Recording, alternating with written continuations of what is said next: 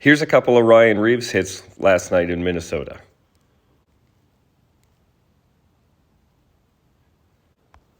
Now here's the first one on Rossi.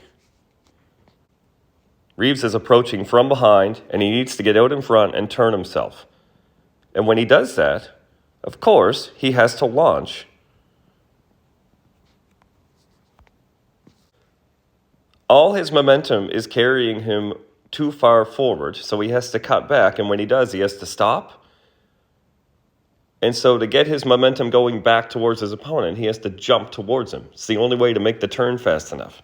And of course, that's dangerous. Look at his legs, watch his knees, and he powers up and drives the shoulder upwards towards the head. Now, he didn't necessarily hit the head, but he did everything to make it more likely than not likely. To me, this should be a charging penalty for driving and exploding up into the hit.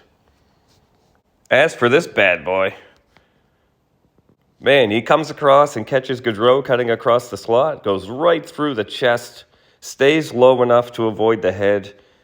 He just puts himself into a lane. Yes, it's from the quote-unquote blind side, but there's nothing illegal about a blind side check. It just is a really dangerous check to execute safely, so you have to be careful.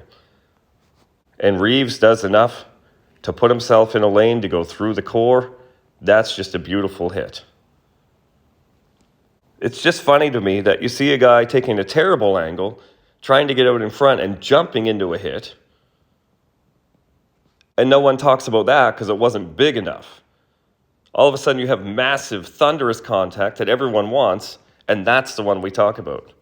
This has to be dangerous because it's huge. We want open ice, really heavy, at speed body checks, right? That's what we want. That's exciting. To me, this one is more the one I'd want to see out of the game. And this one, give it to me all day.